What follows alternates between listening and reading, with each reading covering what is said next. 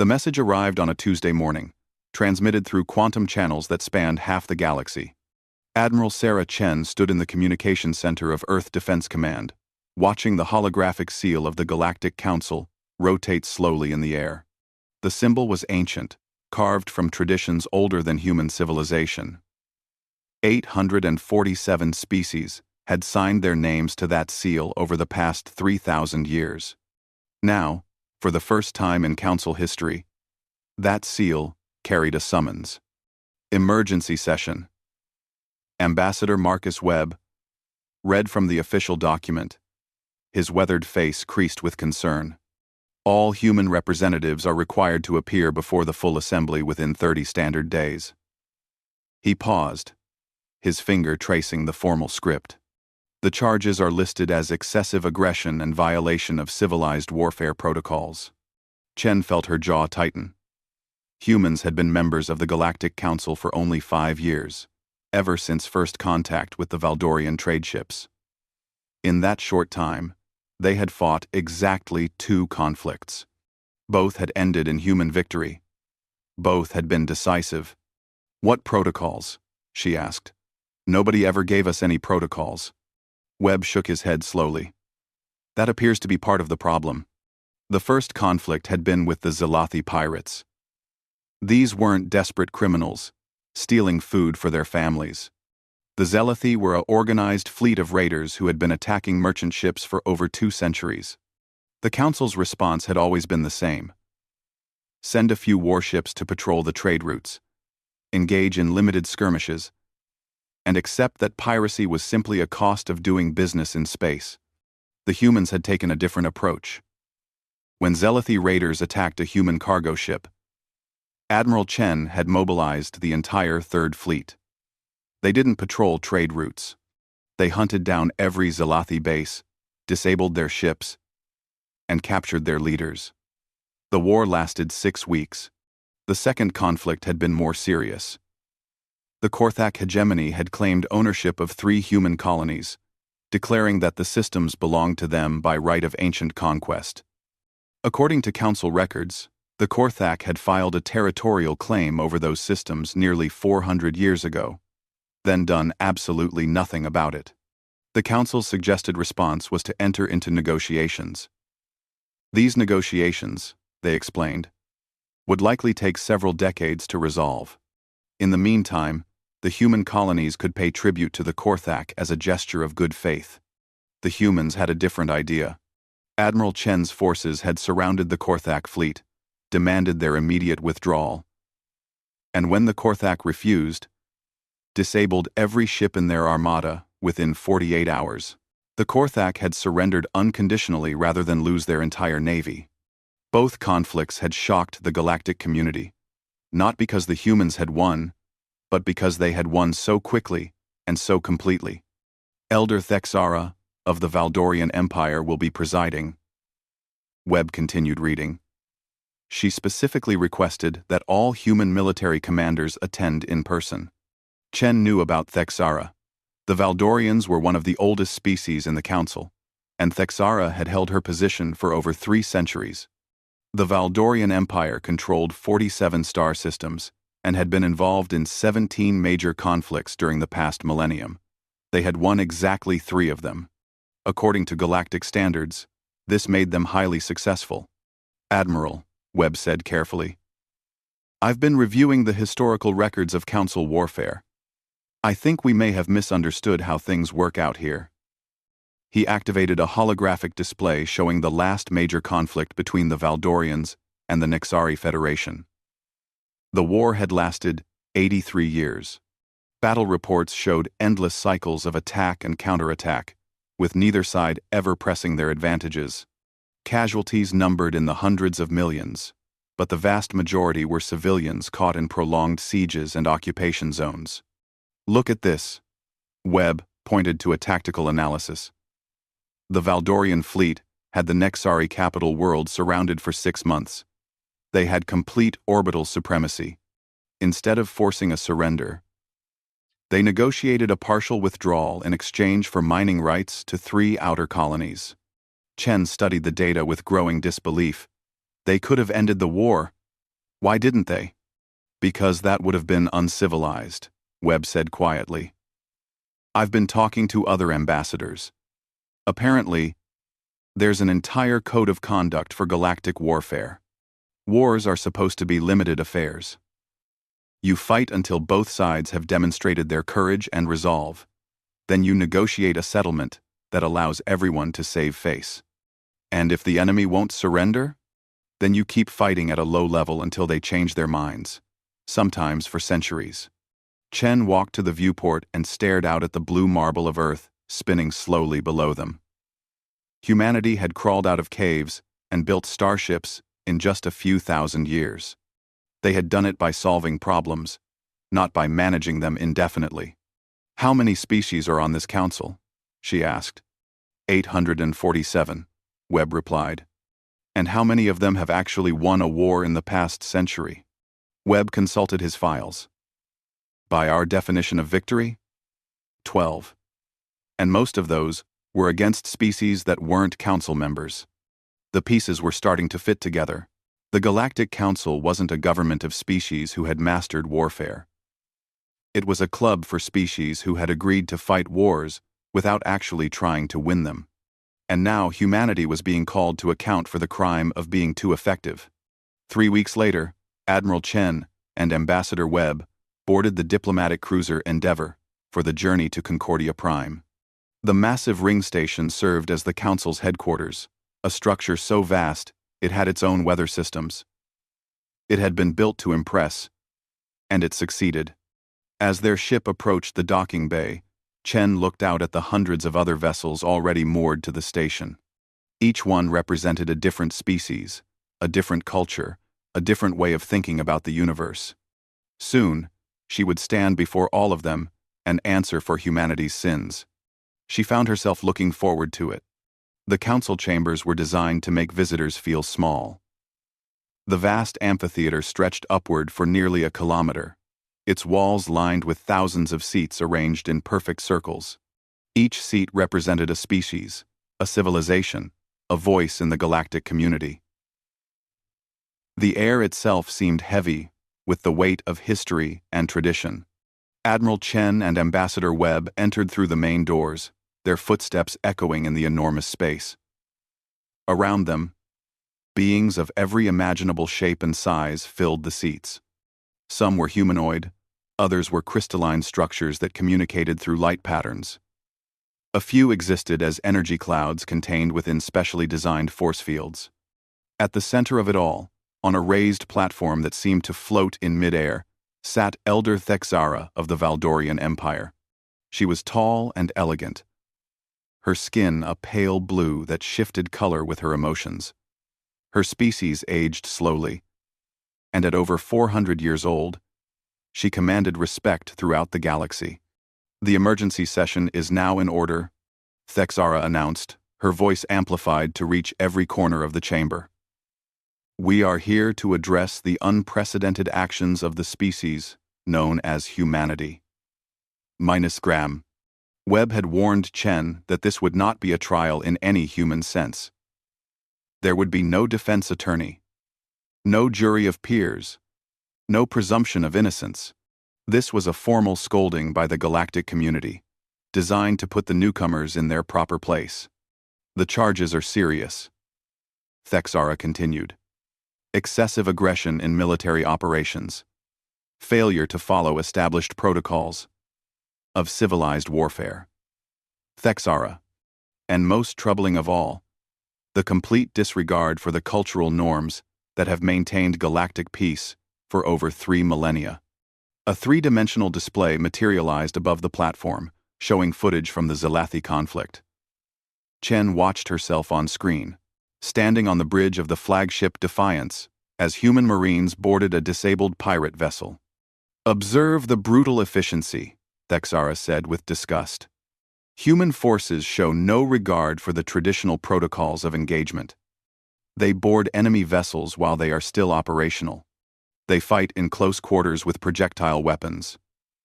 Most shocking of all, they fight with the clear intention of achieving total victory.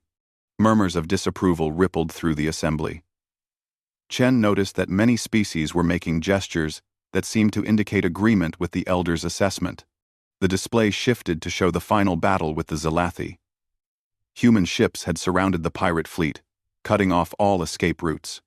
When the pirates refused to surrender, the humans had systematically disabled every enemy vessel within 6 hours. "This is not how civilized beings conduct warfare," Thexara declared. "Where are the formal challenges? Where are the ritual combats between champions? Where is the careful dance of advance and retreat that allows both sides to demonstrate their valor?" Ambassador Webb leaned forward in his seat. He had studied the records of Valdorian conflicts, and he knew exactly what Thexara was referring to. Valdorian warfare was indeed a dance, an elaborate performance where both sides took turns demonstrating their military prowess without seriously attempting to destroy each other. The display changed again, this time showing the conflict with the Korthak hegemony. The massive Korthak battleships hung in space like metal mountains, their hulls bristling with weapons that could crack a planet's crust. The Korthak hegemony filed legitimate territorial claims 4 centuries ago, Thexara explained. The proper response would have been to enter into negotiations, perhaps lasting several decades, to reach an equitable settlement. The screen showed what actually happened. Human ships had appeared without warning, surrounding the Korthak fleet. Admiral Chen's voice could be heard clearly across the communication channels. "You have 12 hours to withdraw from human space. If you are still here when the deadline passes, we will disable your ships and take your crews prisoner." 12 hours. Thexara's voice rose with indignation.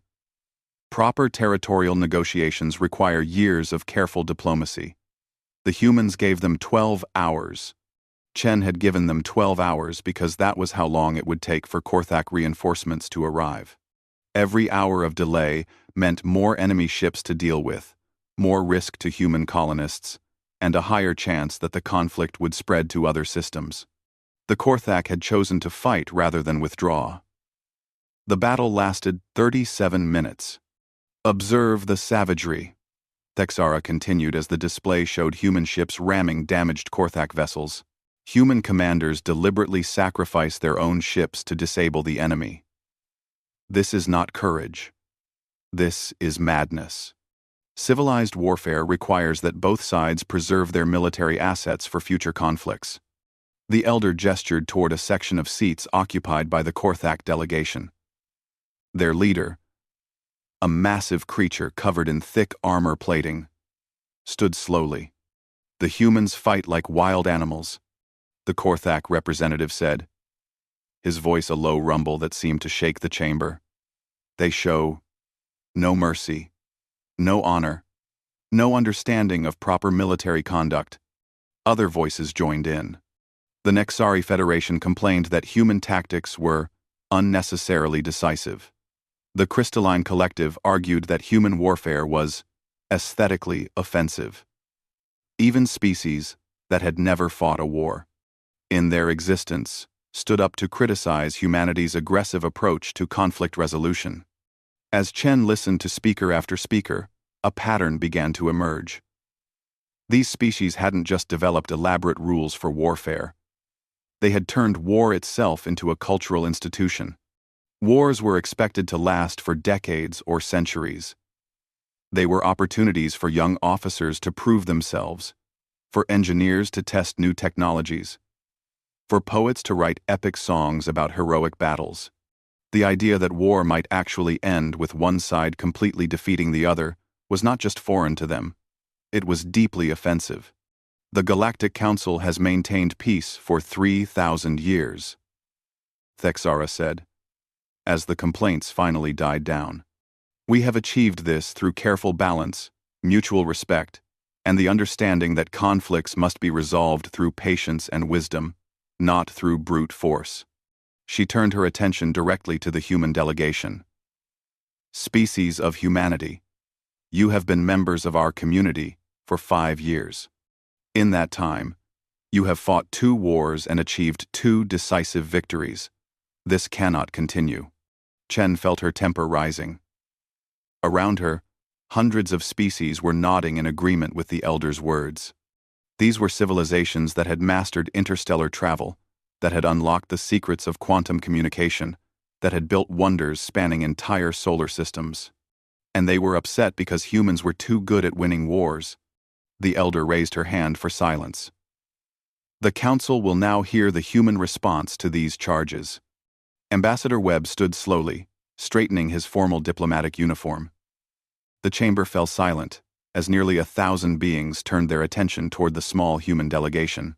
Chen realized that this was the moment that would define humanity's relationship with the galactic community for generations to come. Webb stepped forward toward the speaking platform, his voice calm and measured when he began to address the assembly. Ambassador Webb walked to the center of the speaking platform, his footsteps echoing in the sudden silence. Nearly 1,000 beings watched him from the amphitheater seats, their alien faces showing expressions ranging from curiosity to outright hostility. The weight of their attention was almost physical. Honored Elder Thexara, distinguished representatives of the Galactic Council, Webb began, his voice carrying clearly through the chamber's acoustic systems. Humanity stands accused of excessive aggression and violation of civilized warfare protocols. He paused, letting his words sink in. Before I respond to these charges, I must ask a simple question. When humanity joined this council 5 years ago, why were we never informed of these protocols? A ripple of confusion passed through the assembly. Elder Thexara's skin shifted to a darker blue, a sign of irritation among her species. Such knowledge should be instinctive to any truly civilized species, she replied coldly. The principles of proper warfare have governed galactic conflict for millennia. They are not rules that need to be taught. They are natural expressions of civilized behavior. Webb nodded thoughtfully. I see. So these protocols are instinctive, natural. The way that civilized beings naturally conduct warfare. He activated a portable holographic display, and suddenly, the chamber was filled with images from the Council's own historical records. Let me share with you what humanity has learned about civilized warfare during our brief membership in this council. The first image showed a planet under siege. The world was brown and lifeless, its surface scarred by orbital bombardment. The Valdorian-Nexari conflict. Year 47 of 83. The siege of Nexar Prime. Elder Thexara's expression darkened, but Webb continued. According to your own military reports, the Valdorian fleet maintained orbital blockade of this world for 6 years. 6 years during which no supplies reached the surface, no medical aid, no food shipments. The image shifted to show refugee camps overflowing with civilians. Casualty reports indicate that 4 million civilians died during this siege, not from weapons fire, from starvation and disease. Murmurs of discomfort began to spread through the assembly. These were not images that the council typically discussed in their sessions. And yet, Webb continued, the Valdorian fleet never attempted to force a surrender.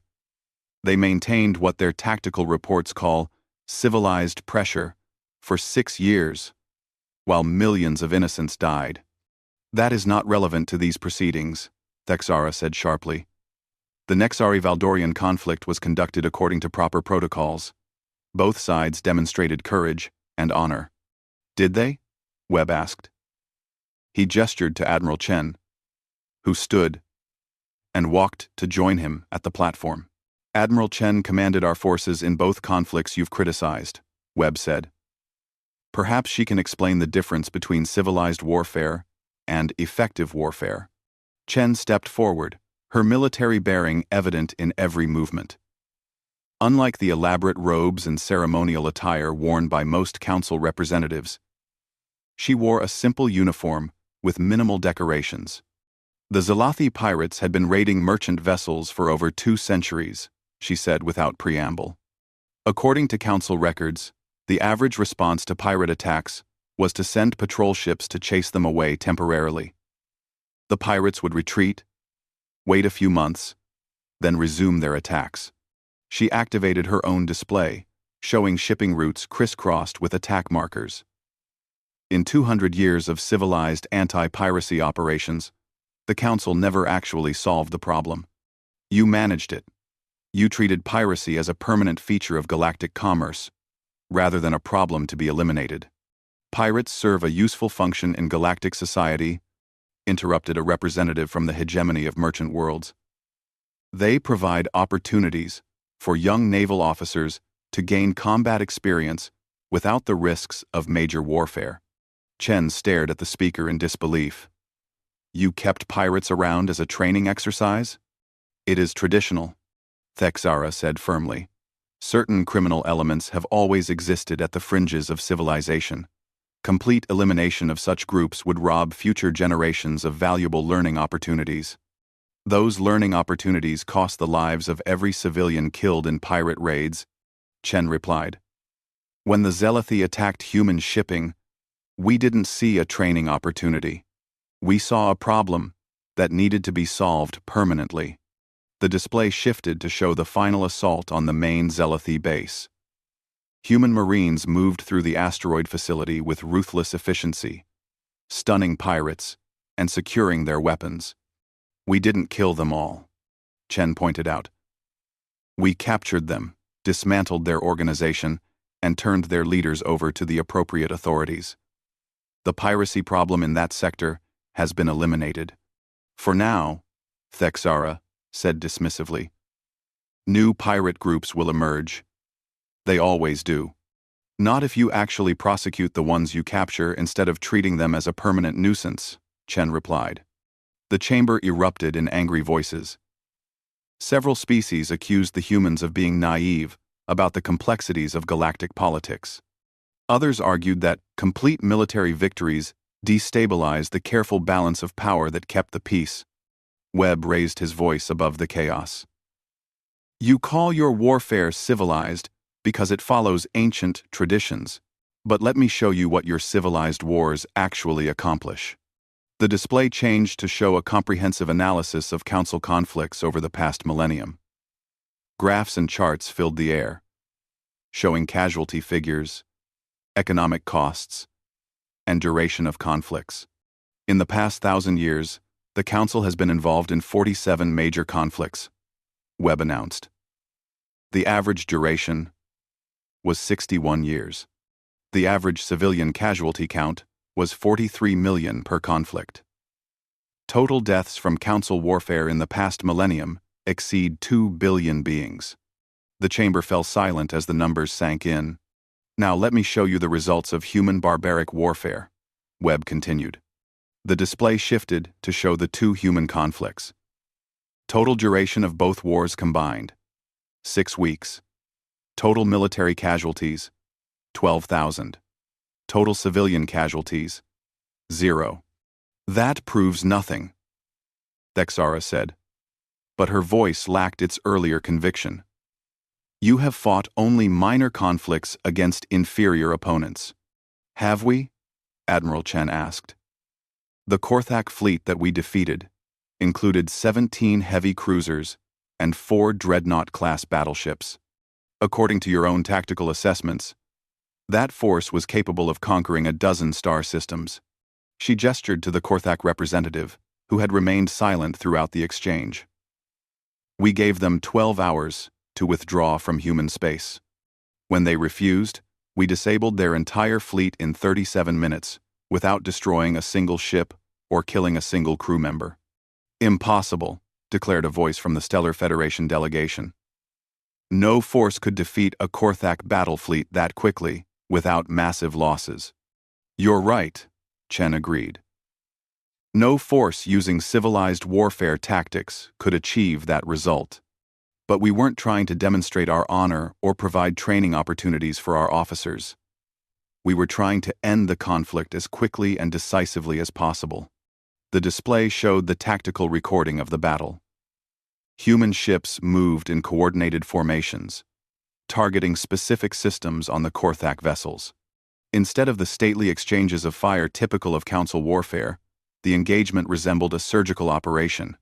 You see? Thexara said triumphantly. This is exactly what we mean by uncivilized conduct. Human forces show no regard for proper military etiquette, no formal challenges, no opportunities for individual combat, no chance for the enemy to demonstrate their valor before surrendering. End. Webb looked around the chamber at the hundreds of species watching the exchange. Honored Elder, with all due respect, I believe you have confused civilization with ritual. You have turned warfare into elaborate ceremony designed to minimize decisive outcomes. His voice grew stronger as he continued. You call us uncivilized for ending conflicts quickly, for minimizing casualties, for actually solving problems instead of managing them indefinitely. But I must ask you this question. If your civilized warfare is so superior, why has it failed to bring peace to the galaxy? The question hung in the air like a challenge. Elder Thexera's skin had shifted to a deep purple, a color that indicated either deep thought or barely controlled rage. Peace is not the absence of conflict, she said finally. Peace is the proper management of conflict through established traditions and mutual respect. Webb nodded slowly. And that, honored Elder, is where humanity fundamentally disagrees with the Council's philosophy. The chamber erupted in shocked whispers. In 3,000 years of Council history, no species had ever openly rejected the fundamental principles of galactic civilization. Elder Thexara rose from her seat, her full height making her an imposing figure.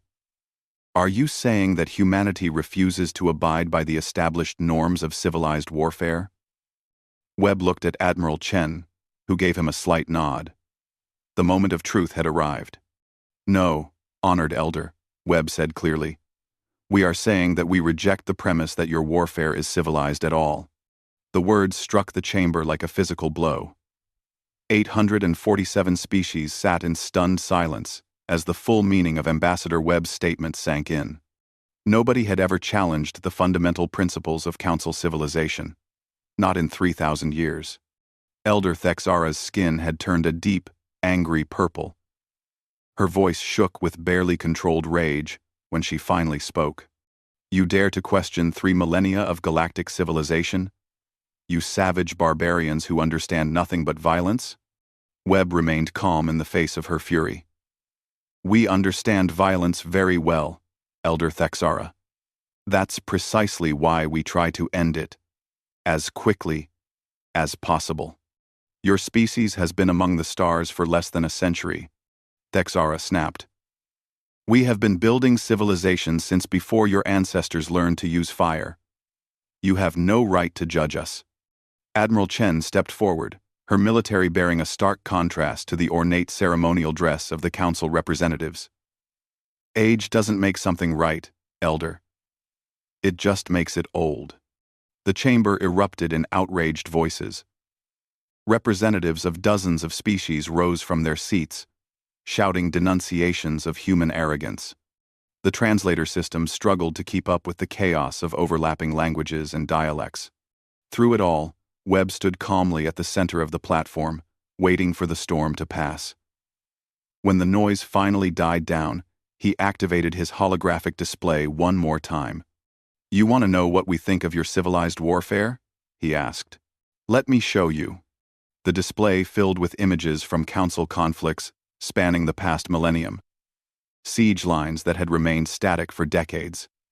Refugee camps that had become permanent cities. Battlefields where the same ground had changed hands dozens of times over the course of centuries. The Talar Beneji Border War, Webb announced. Duration: 143 years. Casualties: 67 million.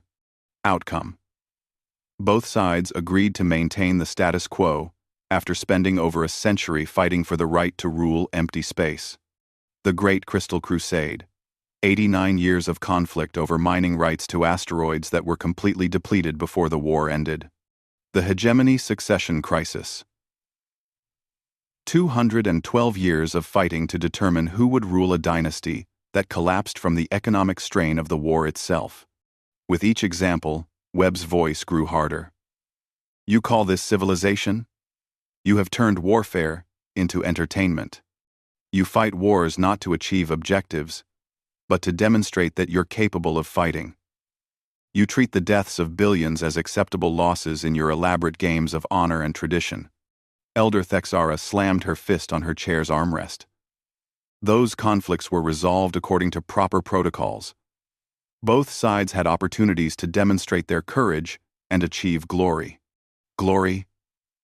Admiral Chen's voice cut through the chamber like a blade. Tell me about the glory of the children who starved during your 6-year siege of Nexar Prime. Explain the honor in prolonging conflicts for centuries while civilians suffer in the crossfire. She gestured toward the Korthak delegation. Your hegemony claimed ownership of 3 human colonies based on territorial claims filed 400 years ago. Claims you never acted on.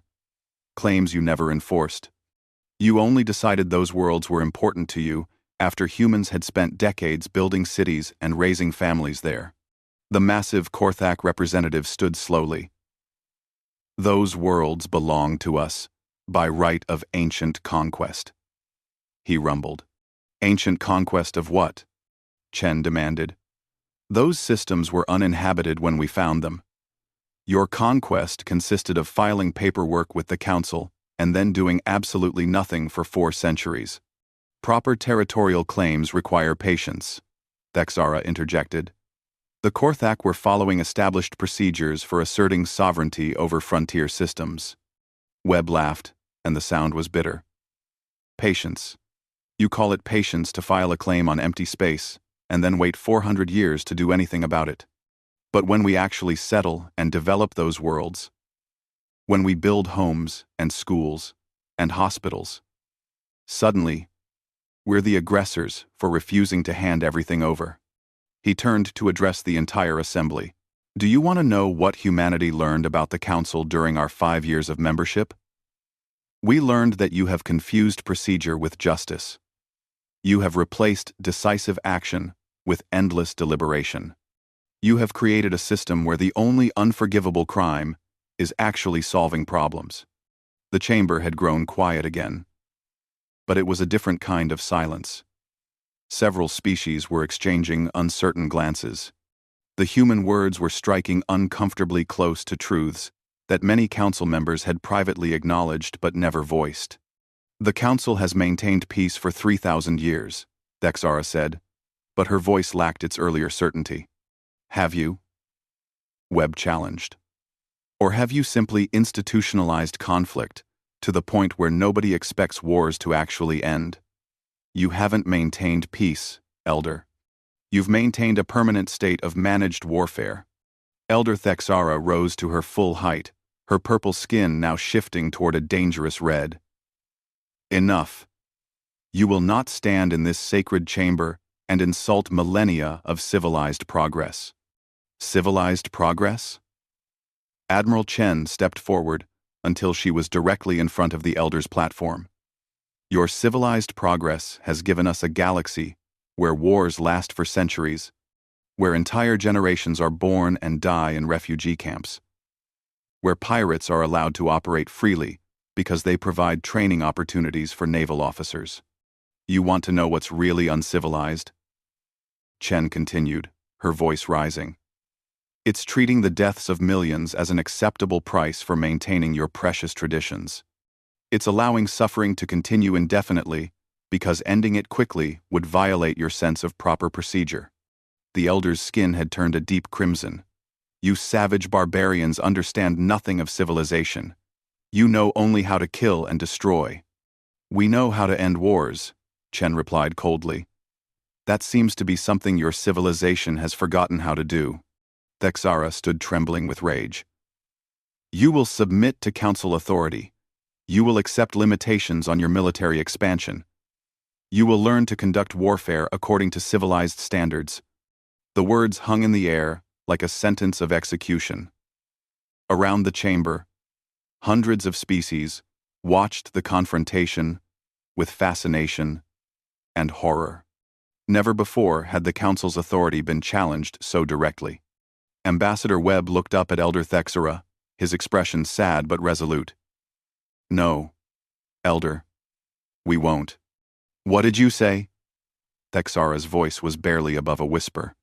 Webb's voice carried clearly throughout the vast chamber. I said no. Humanity rejects your authority. We reject your civilized warfare. We reject this entire system that values procedure over results and tradition over justice. He began gathering his documents from the speaking platform. We came here, believing we were joining a council of equals, representatives of species who had mastered the challenges of interstellar civilization. Instead, we find ourselves in a court of cowards who have forgotten that the purpose of war is peace.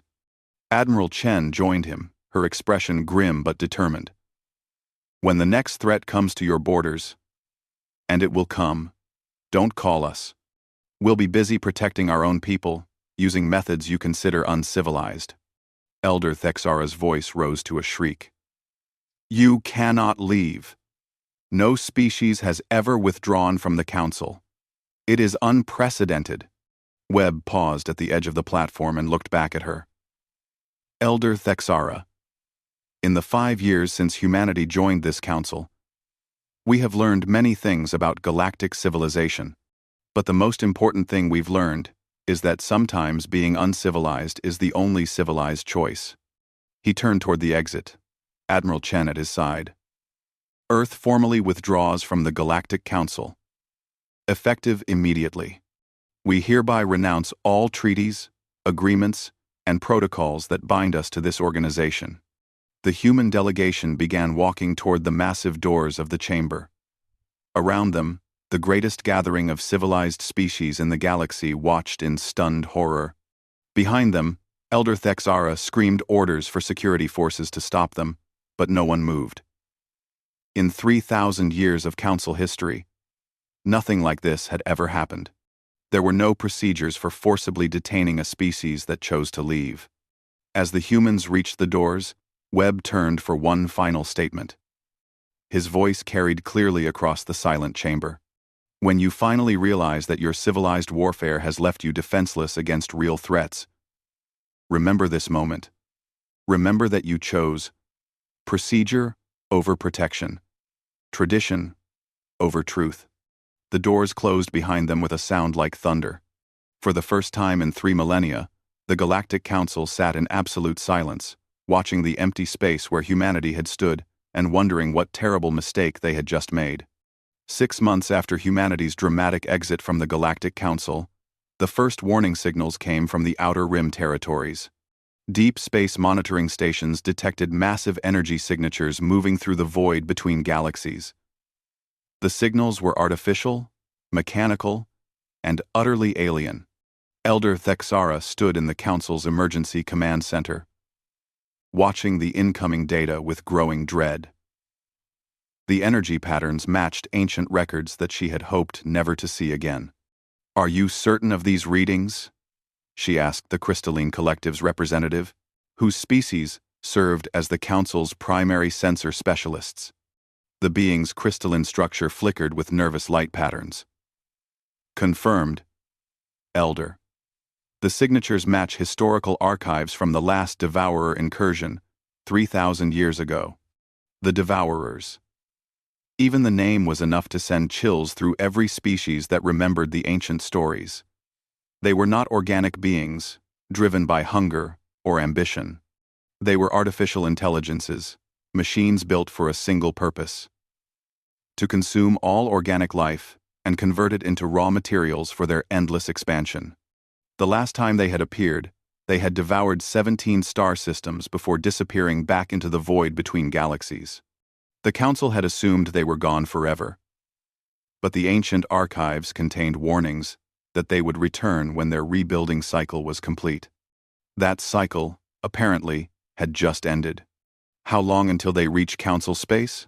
Thexara asked. Based on their current trajectory and speed, approximately 6 months, came the reply. 6 months. Thexara felt her skin shift to a pale, worried blue. The last Devourer War had lasted 2 decades and cost the lives of over 1 billion beings before the machines finally withdrew. That had been when the Council was young and aggressive, before civilized warfare had refined military doctrine into its current form. "Mobilize all available fleets," she ordered. "Alert every member species. We must prepare coordinated defensive operations." Over the following weeks, the greatest military force in galactic history assembled at the Rim territories. 300 species contributed ships to the massive fleet. Thousands of vessels from dozens of different technologies and design philosophies formed defensive lines across 100 star systems. The first contact came at the remote outpost of Kalar 7, a mining station on the very edge of Council space. The station's final transmission lasted 47 seconds. "Unknown vessels approaching. They appear to be... oh gods. They're huge. Attempting communication. No response. They're not slowing down. They're not. They're firing. All hands to defensive positions. Mayday. Mayday. This is Kalar 7. We are under attack by..." Silence. The defense fleet moved to intercept, following protocols that had been developed over centuries of civilized warfare. Admiral Vexhai of the Nexari Federation, commanding the joint fleet, ordered a careful advance with scouts screening the main force. The scouts never returned. When the main fleet finally encountered the devourer force, they found metal constructs the size of small moons, their hulls bristling with weapons that defied conventional understanding. The devourers moved with mechanical precision, showing no interest in the careful formations and tactical displays that announced the beginning of civilized combat. Admiral Vexhai opened communication channels and broadcast formal challenges in 47 different languages. He offered single combat between champions. He proposed limited engagement zones to minimize collateral damage. The devourers responded by opening fire with weapons that could crack planets. The Battle of Kalar lasted 6 hours. When it was over, 2/3 of the Council fleet had been destroyed or disabled. The survivors retreated in disorder, carrying reports of an enemy that followed no recognizable rules of engagement. "They don't fight like civilized beings," Admiral Vexhai reported to the emergency session. His image flickered in the holographic display, transmitted from his heavily damaged flagship. "They show no interest in honor or glory. No respect for military tradition. They simply attack with overwhelming force until all resistance is eliminated." Elder Thexara felt a chill of recognition. The Admiral's words sounded uncomfortably familiar. More fleets were assembled. More civilized tactics were attempted. The results were uniformly disastrous. The devourers swept through the outer rim systems like a tide of metal death, consuming everything in their path. Planets were stripped bare of all organic matter. Space stations were harvested for raw materials. Entire populations simply vanished. The Council's military doctrine, refined over millennia of civilized warfare, proved completely useless against an enemy that didn't recognize the rules. "Perhaps we should consider alternative approaches," suggested the representative from the hegemony of merchant worlds during one emergency session. The humans claimed that decisive action could end conflicts quickly. "Perhaps we should study their methods." The suggestion was met with horrified silence. "We will not abandon civilization to fight like barbarians," Thexara declared. "There must be another way." But as system after system fell to the advancing devourers, alternative solutions became increasingly difficult to find. The enemy showed no interest in negotiation. They couldn't be reasoned with or bargained with. They simply consumed everything organic and moved on to the next target. Desperate messages were sent to Earth through back channels. Unofficial communications from species that had quietly maintained diplomatic contact with humanity, despite the Council's disapproval. The responses were polite, but firm. Earth acknowledged the Council's situation but respectfully declined to become involved. Humanity had its own concerns and would focus on protecting its own territory. It wasn't until the Devourers reached human space that Earth finally acted. The first attack came at Titan Station, a human outpost on the edge of the Sol system. Unlike the Council's elaborate defensive preparations, the human response was swift and brutal. No formal challenges were issued. No attempts at communication were made. Human ships simply appeared and began firing. The galaxy watched in fascination and horror as Admiral Sarah Chen's forces engaged the devourers using tactics that violated every principle of civilized warfare. Human ships rammed enemy vessels, their crews sacrificing themselves to deliver nuclear charges directly into devourer hulls. Marine units boarded the mechanical constructs, fighting hand-to-hand combat in the corridors of alien machines. Most shocking of all, when human ships were disabled and faced capture, their crews deliberately triggered self-destruction sequences rather than allow their vessels to be harvested by the enemy. "Barbaric," whispered Elder Thexara as she watched the tactical displays. "Utterly barbaric." But the barbaric tactics were working. For the first time since the invasion began, devourer forces were being stopped. Human fleets that should have been overwhelmed by the massive enemy constructs instead fought with a desperate ferocity that confused the mechanical intelligence. The devourers had programmed their strategy based on thousands of years of studying council warfare. They expected elaborate formations, formal engagements, and careful preservation of military assets. They were not prepared for an enemy that treated every battle as a fight to the death. Human captains who found themselves outgunned would ram their ships into critical enemy systems. Human marines would board devourer constructs, carrying improvised explosive devices, turning themselves into living weapons. Human commanders made tactical decisions in seconds that council doctrine would require days of committee deliberation to approve. The tide began to turn. Not just in human space, but throughout the galaxy as other species watched and learned. Young officers began copying human tactics, despite the horrified protests of their superiors. Desperate planetary governments started ignoring council directives and adopting what they called Terran-style defensive measures.